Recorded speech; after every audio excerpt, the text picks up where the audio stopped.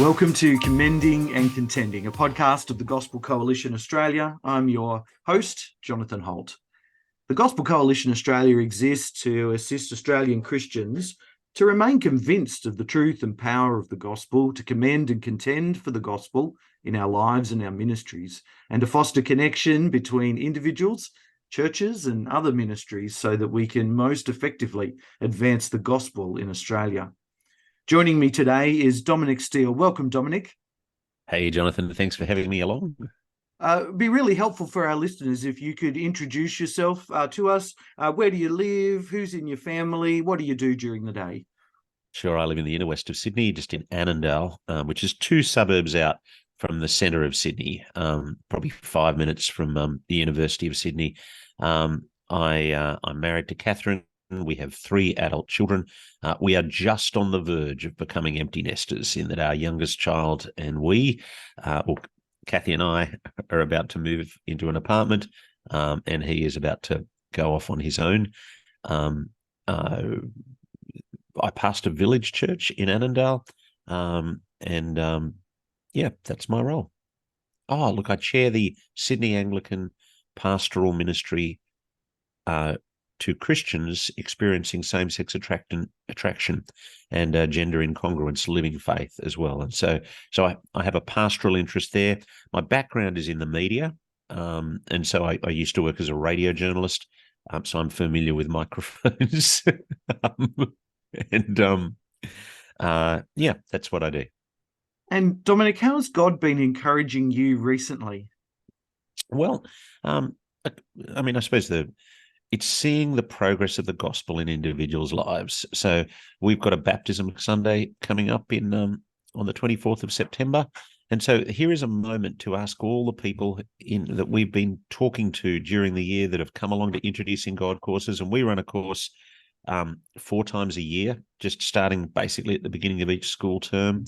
So the course, what we find is when we run a course, and I'm thinking about the course that started in January, the number of guests that come along, and then some of them come to Christ at the end of the course, but more likely they trickle into the kingdom over the next 6, 9, 12 months. And so the course we started wasn't January, it was beginning of the school term in February, had 7 guests. And that little group has stayed together and met on Monday nights. The course finished. They've continued more or less as, well, we call it knowing Jesus, but we put on the syllabus various follow-up kind of courses just for starters, that kind of thing. Anyway, one of the guys with Baptism Sunday coming up, I asked him, are you ready to get baptized? 24th of September. How do you feel about this? We just announced it tonight. And he said, well, I'm going overseas in a week and a half, so I'll be out of the country then. But if I was in the country, I'd like to get baptized. And so just hearing, there you go. We've set up a system. People have been coming along. The pipeline that's been designed has worked, and people are trickling into the kingdom, and we get to rejoice like the angels in heaven. That is marvelously encouraging, and great to hear the long, slow work of drawing people close to Jesus. And I mean, our goal as a church, for our size church, is to see 10 adults come to faith each year. And we've pretty much got there the last couple of years, last 3-4 years. Actually, I think we've gone over that the last 3-4 years. And so this is just another person rejoicing with the angels in heaven in Luke 15. Yeah.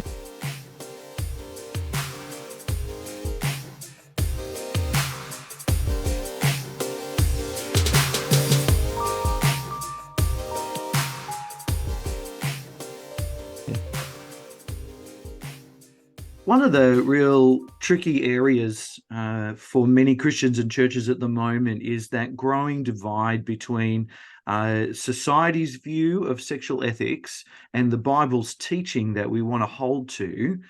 What advice do you have for Christians around commending the gospel in the trickiness of disagreeing about those sort of often divisive and emotional issues? Well, I guess there's a couple of things. I mean, on one hand, as I talk to people, this is not abstract. We're not talking about people out there. We're talking about people I know, people I care for, people I love. And so I'm in the I'm in the inner city of Sydney.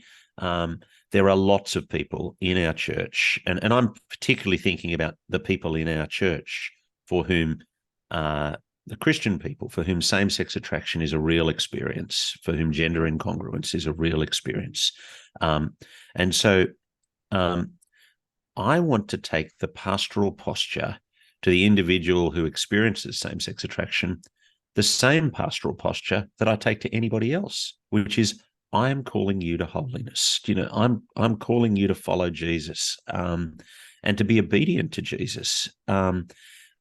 I'm not seeing sexuality as the issue, and I'm not seeing you as a one-issue person. Sometimes when pastors ask me about this question, they say, what do I do?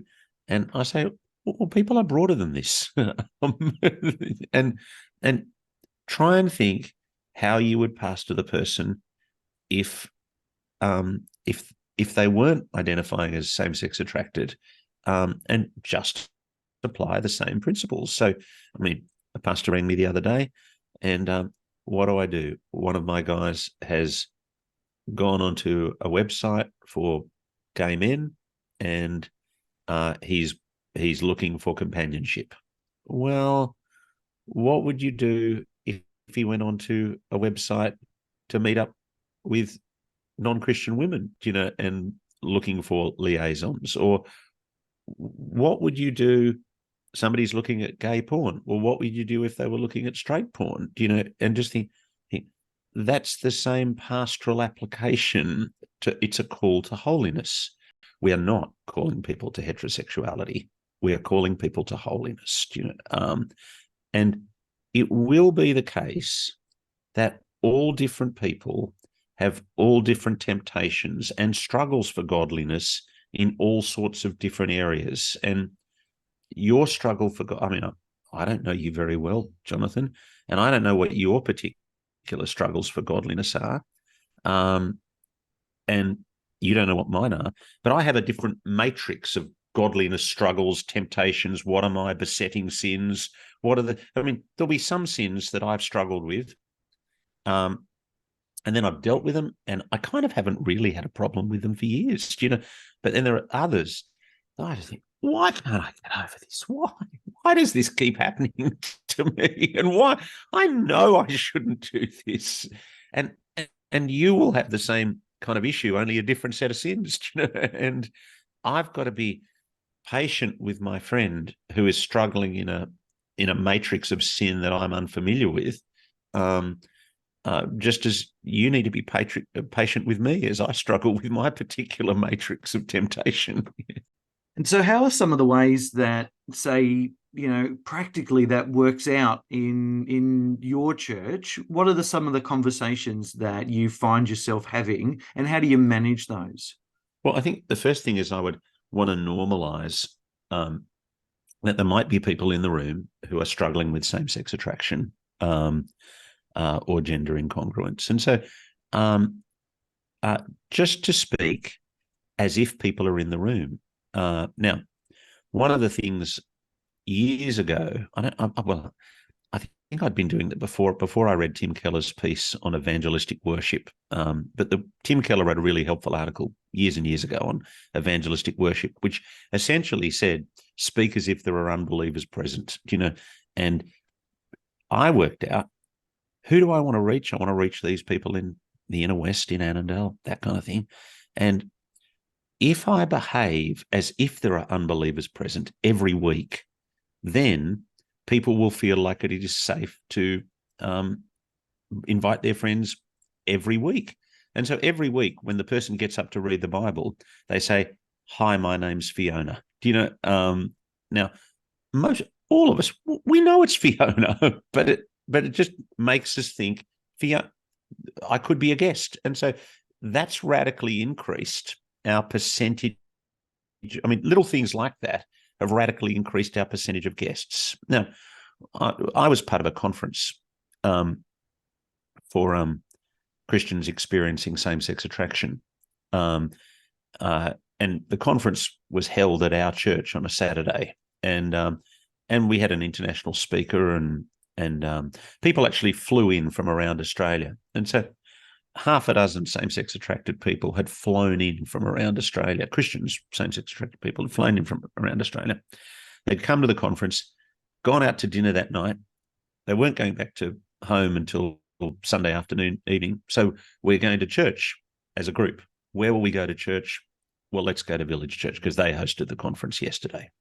And so church starts. There's a row of people who are same-sex attracted. Now, nobody else really knew who those people were. There was just a guest of I knew because I'd been talking to them at the conference yesterday, but nobody else did. That morning, one of our student ministers led in prayer and gave thanks to God for the ministry to Christians experiencing same-sex attraction, and prayed a really good, compassionate, lovely prayer, but prayed as if it was for people out there, not people in our midst. And he didn't pray, we pray for those of us who are experiencing same-sex attraction. And he just prayed as if they didn't exist in our fellowship. Now, that creates an ethos that it's not safe to tell you that this is an issue that I am wrestling with. And so I thought, I mean, his intention was right, his compassion was right, his doctrine was right. But now, as I say that, I suspect in your church, Jonathan, you probably have the same kind of doctrine, same compassion, but just if we can pray as if people are there, then actually that creates an ethos that it's safe for me to tell you that this is my experience, and that actually, yeah, I have had an experience of somebody creating an environment where it's safe for somebody to say, yeah, I have been looking at porn, and it's this kind of porn, or I have been feeling these feelings that I don't know what to do with them. Whereas if you don't speak as if that could be the case, then nobody's going to be honest with you. Yeah. So I want us to continue. If your title is commending and contending, and so I do want us to contend, but I want us to show that thick compassion on the other side. So I want both of those sides. Yeah. Is there a resource at the Gospel Coalition Australia website that you'd like to recommend to our listeners?